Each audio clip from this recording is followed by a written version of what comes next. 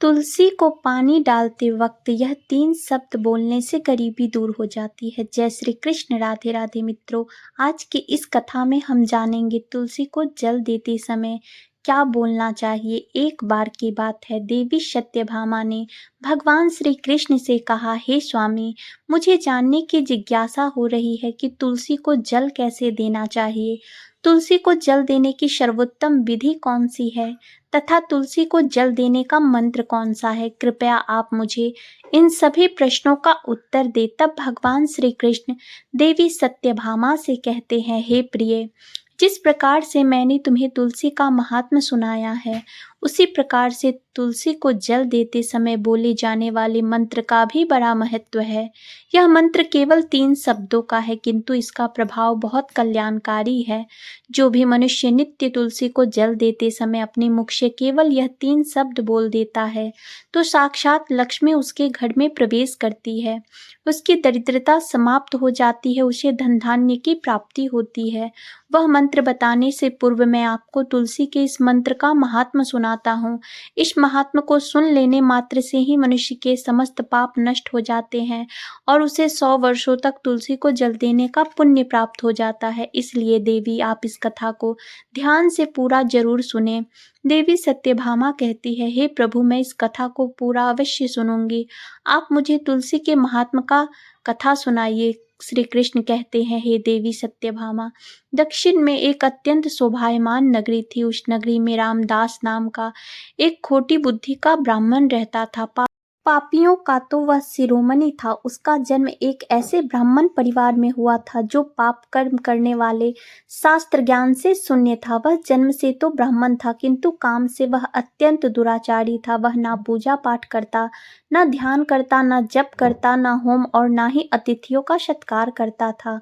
उसके द्वार पर गए अतिथियों को बिना दान दिए ही क्रूरता पूर्वक भगा देता था। स्त्री लंपट होने के कारण वह सदैव ही पराई स्त्रियों में आसक्त रहता था।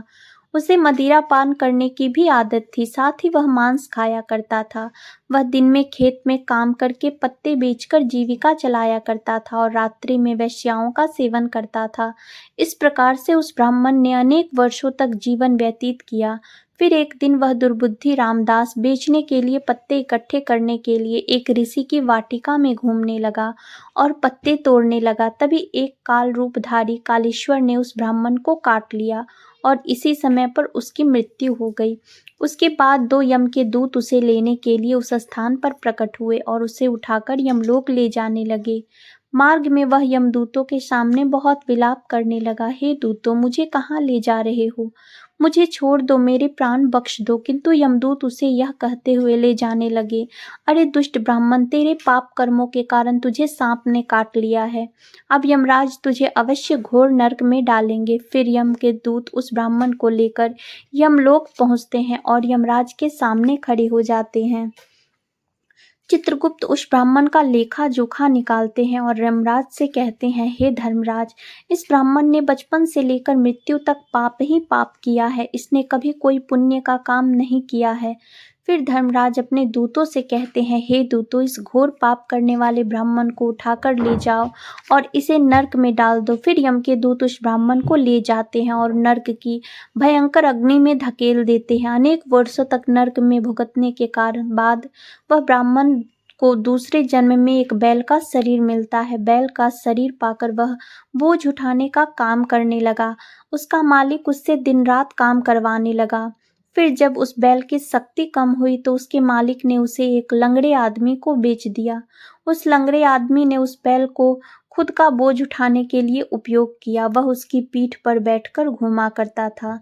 इस प्रकार से उस बैल ने 8 वर्ष तक लंगड़े आदमी को बोझ उठाया। फिर एक दिन वह लंगड़ा आदमी उस बैल की पीठ पर बैठकर किसी ऊंचे पर्वत पर जाने लगता है। उस पर्वत पर बहुत देर तक चढ़ने के कारण वह बैल बहुत थक गया, उसकी शक्ति क्षीण हो गई और कुछ समय बाद वह बैल बहुत जोर से मूर्छित होकर जमीन पर गिर पड़ा और अंतिम सांसें लेने लगा। तभी वहां पर खड़े लोगों को उस बैल पर बड़ी दया आ गई और वह उसके मुख में पानी डालने लगे। फिर उन लोगों में एक पुण्यात्मा व्यक्ति था। उसने उस बैल का कल्याण करने के लिए अपना पुण्य उस बैल को दे दिया। उसे देखकर अन्य लोगों ने भी अपना अपना पुण्य याद करके कुछ पुण्य उस बैल को दे दिया ताकि उसे मुक्ति मिल सके। इस भीड़ में एक वेश्या भी खड़ी हुई थी। सभी लोग अपना अपना पुण्य उस बैल को दे रहे थे। यह देखकर उस वेश्या ने भी अपना पुण्य उस बैल को दे दिया। कुछ देर बाद उस बैल की मृत्यु हो जाती है। फिर उस स्थान पर यमदूत आते हैं और उस बैल के शरीर से उस ब्राह्मण की आत्मा को निकाल करके यमलोक ले जाते हैं। यमलोक ले जाने पर उसे यमराज के सामने खड़ा किया जाता है और फिर चित्रगुप्त इसका लेखा जोखा देखते हैं तो वह आश्चर्य में पड़ जाते हैं। उस वेश्या के द्वारा उस बैल को दिया हुआ पुण्य बहुत बड़ा होता है। उस पुण्य के प्रभाव से उसके सभी जन्मों के पाप नष्ट हो जाते हैं। फिर यमराज उस ब्राह्मण के सभी पाप क्षमा करते हैं और कहते हैं, हे ब्राह्मण, उस वेश्या ने तुझे अपना पुण्य देकर तुझ पर बड़ा उपकार किया है। उसी के पुण्य के कारण तुम्हारे सब जन्म के पाप नष्ट हो गए और यमराज फिर उसे मनुष्य जन्म प्रदान करते हैं। इस बार वह पृथ्वी पर आकर एक उत्तम ब्राह्मण कुमार के रूप में जन्म लेता है। उस महापुण्य के प्रभाव से उसे इस नए जन्म में अपने पूर्व जन्म की बातें याद आने लगती है। जब वह ब्राह्मण बड़ा हो जाता है तो उसे याद आता है कि पिछले जन्म में जब वह बैल था तब एक वेश्या ने उसे उसका पुण्य दे दिया था। इसलिए उसके मन में उस वेश्या के बारे में जानने की इच्छा होती है और उस महापुण्य के बारे में जानने के लिए उस वेश्या का पता लगाकर उसे ढूंढते हुए उसके नगर में चला जाता है। वह वेश्या अब बूढ़ी हो चुकी थी। फिर जब उसे वह वेश्या मिल जाती है तो वह उसके सामने जाकर उसे बार बार प्रणाम करता है और उस वेश्या का धन्यवाद करने लगता है। वह वेश्या कहने लगती है, हे ब्राह्मण श्रेष्ठ, आप कौन हैं और किस कारण बस आप मुझ वेश्या को धन्यवाद दे रहे हैं? मैंने आपका कौन सा कार्य किया है जो आप मुझे नमस्कार कर रहे हैं? तब वह ब्राह्मण कहता है, हे माता, मैं वही बैल हूँ जिसे तुमने अपना पुण्य दे डाला था। अपने पाप कर्मों के कारण मुझे पिछले जन्म में बैल होना पड़ा था। उस पर्वत पर जब मैं मर रहा था तो तुमने मुझे अपना पुण्य दिया था। तुम्हारे पुण्य के प्रभाव से ही आज मुझे फिर से मनुष्य जन्म मिला है। तुम्हारे द्वारा दिए गए इस पुण्य के कारण मुझे अपने पूर्व जन्म की सारी बातें याद हैं। किंतु हे माता, मैं आपके यहाँ पर यह जानने के लिए आया हूँ कि तुमने मुझे उस समय पर अपना कौन सा पुण्य दिया था जिस कारण से मेरे सभी जन्मों के पाप नष्ट हो चुके हैं। मैं उस पुण्य के बारे में जानना चाहता हूँ। तब वेश्या ने कहा, हे ब्राह्मण श्रेष्ठ, मैंने तो अपने जीवन में कोई पुण्य के कार्य नहीं किए हैं, किंतु मेरे घर में एक तोता है जो पिंजरे में रहकर हमेशा कुछ बोलता रहता है, जिसे सुनकर मेरा अंतःकरण पवित्र हो गया है। इस तोते के द्वारा बोले गए मंत्र का पुण्य मैंने तुम्हें दान में दिया था। फिर वह वेश्या और वह ब्राह्मण उस तोते के पास जाते हैं और उससे पूछने लगते हैं, तुम कौन सा मंत्र बोलते रहते हो जिससे हमारे जीवन का उद्धार हुआ है? यह मंत्र तुम्हें किसने सिखाया और इस मंत्र का क्या अर्थ होता है? तब उस तोते ने अपने पूर्व जन्म का वृतांत सुनाना आरंभ किया। वह तोता कहने लगा, हे ब्राह्मण श्रेष्ठ, पिछले जन्म में मैं एक ब्राह्मण था। मैं अपने ज्ञान के अहंकार में अंधा हो चुका था। मैंने कभी गुरुजनों का आदर नहीं किया, सदैव ही उनका अपमान किया। मुझे अपने ज्ञान पर इतना अधिक घमंड हो गया था कि जिसका कारण से मेरे क्रोध बहुत अधिक बढ़ गए और मैं सभी से द्वेष करने लगा। अन्य मनुष्यों को तुच्छ समझने लगा, विद्वानों का भरी सभा में अपमान करने लगा। फिर कालांतर में मेरी मृत्यु हो गई और मुझे यमलोक ले जाया गया। पुण्यजनों और गुरुजनों का अपमान करने के कारण मुझे तोते के कुल में डाल दिया गया और मेरा जन्म एक तोते के रूप में हो गया। मेरे पाप कर्मों के कारण छोटी अवस्था में ही मेरा अपने माता पिता से विछड़न हो गया। फिर मैं पेड़ की डाल पर बैठकर रो रहा था। उसी स्थान से कुछ मुनि जा रहे थे। उन्होंने मेरी दयनीय पुकार सुनी और मुझे लेकर अपने आश्रम में चले गए। वहां उस आश्रम में उन्होंने मुझे एक सुंदर पिंजरे में रखा और मेरा अच्छी तरह से ख्याल रखा। वह मुझे नित्य भोजन दिया करते थे और पढ़ाते थे। उस स्थान पर वह ऋषि मुनि, उनकी स्त्रियां और बालक सभी नित्य तुलसी के पौधे को जल देते थे और उसके सामने एक मंत्र का जाप करते थे। उन्हीं के मुख से बार बार उस मंत्र को सुनकर मैं उसे रट लिया और तभी से मैं उस मंत्र को जान गया हूँ और वही मंत्र मैं दिन रात बोलता हूँ। उस मंत्र के प्रभाव से मेरी कभी मृत्यु नहीं हुई और मेरी आयु 100 वर्ष की हो गई और मैं इतने वर्षों तक जीवित रहा। इसी बीच एक रात को एक चोर उस स्थान पर आ गया और उसने मुझे वहां से चुरा लिया और फिर इस वेश्या ने मुझे उस चोर से खरीद लिया। इस वेश्या के घर पर आने के बाद भी मैं उस मंत्र को बोलता रहता था, जिसे सुनकर इस वेश्या का मन भी पवित्र हो गया और इसने वेश्या का काम छोड़कर भगवान विष्णु की भक्ति करने लगी।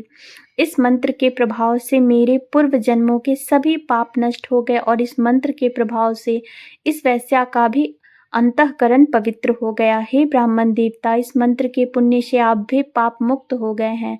इस प्रकार से तोते ने उस ब्राह्मण को और उस वेश्या को सारा वृतांत सुना दिया, जिसे सुनकर वह ब्राह्मण और वह वेश्या दोनों ही अत्यंत प्रसन्न हुए और फिर वे दोनों ही नित्य तुलसी को जल देकर उस मंत्र का जाप करने लगे। फिर वह तोता, वेश्या और वह ब्राह्मण तीनों उस मंत्र के प्रभाव से दिव्य विमान में बैठकर विष्णु लोक को चले गए। श्री कृष्ण कहते हैं, हे देवी सत्यभामा, देखा आपने, केवल तुलसी के इस मंत्र के प्रभाव से उस तोते के, उस वेश्या के और उस ब्राह्मण के सभी पाप नष्ट हो गए। इसलिए प्रत्येक मनुष्य को रोज तुलसी को जल देते समय इस एक मंत्र का उच्चारण अवश्य करना चाहिए। हे देवी, वह मंत्र इस प्रकार है, इसे तुम ध्यान से सुनो। ओम वृंदावन स्वाहा, ओम वृंदावन स्वाहा।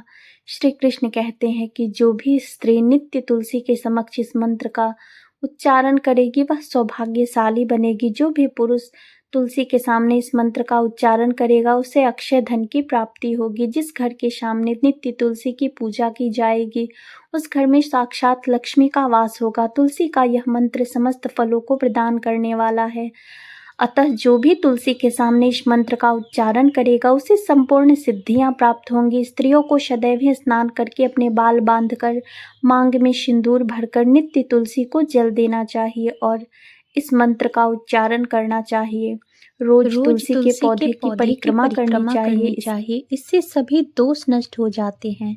नित्य शाम के समय तुलसी के पास दीपक जलाना चाहिए और तुलसी के पास बैठकर भगवान विष्णु की आराधना करनी चाहिए। तुलसी के पास दीपक जलाने से मनुष्य को धन धान्य की प्राप्ति होती है। हजारों अमृत के घड़े से नहलाने पर भी श्री हरि विष्णु को उतनी तृप्ति नहीं होती जितनी मनुष्यों के द्वारा तुलसी का एक पत्ता चढ़ाने से प्राप्त करते हैं। 10,000 गाय के दान से मानव को जो फल प्राप्त होता है वही फल तुलसी के पत्र के दान से मिलता है।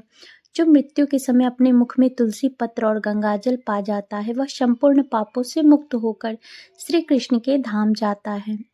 श्री कृष्ण कहते हैं, पूर्णिमा, अमावस्या, द्वादशी और सूर्य संक्रांति के दिन मध्याह्न काल रात्रि के समय बिना स्नान किए अथवा बिना हाथ पैर धोए रात्रि के वस्त्र पहनकर तुलसी के पत्र तोड़ता है वह महापाप होता है। व्रत, श्रद्धा, दान, प्रतिष्ठा तथा देव पूजा के लिए तोड़े हुए तुलसी पत्र बासी होने पर भी 3 रात्रि तक पवित्र ही रहते हैं।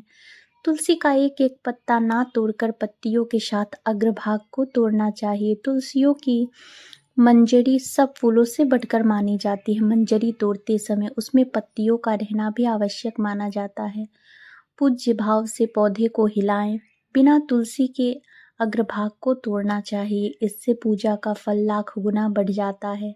तुलसी के पत्तों को कभी नाखून से नहीं तोड़ना चाहिए, इससे महापाप लगता है।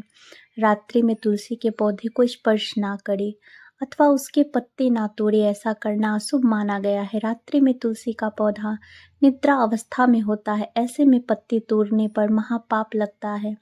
गुरुवार के दिन तुलसी के पौधे में थोड़ा सा कच्चा दूध अर्पित करें। दूध चढ़ाते समय ओम नमो भगवते वासुदेवाय इस मंत्र का जाप करना चाहिए। तुलसी के पौधे के पास शालिग्राम रखें और उस पर तिल चढ़ाएं। पूजा में तुलसी और शालिग्राम को दूध से भीगी हल्दी का तिलक अवश्य करें। शालिग्राम पर तुलसी पत्र रखकर चंदन लगाना चाहिए। अगर कोई महिला मासिक धर्म से है तो वह तुलसी की पूजा ना करे। मासिक धर्म के दौरान तुलसी को स्पर्श करने से घोर पाप लगता है, इससे स्त्री की दुर्गति होती है। तो दोस्तों, इस प्रकार से भगवान श्री कृष्ण ने देवी सत्यभामा को तुलसी का महात्म्य सुनाया। जय श्री कृष्ण। दोस्तों, अगर वीडियो अच्छी लगी हो तो वीडियो को लाइक और चैनल को सब्सक्राइब जरूर करें।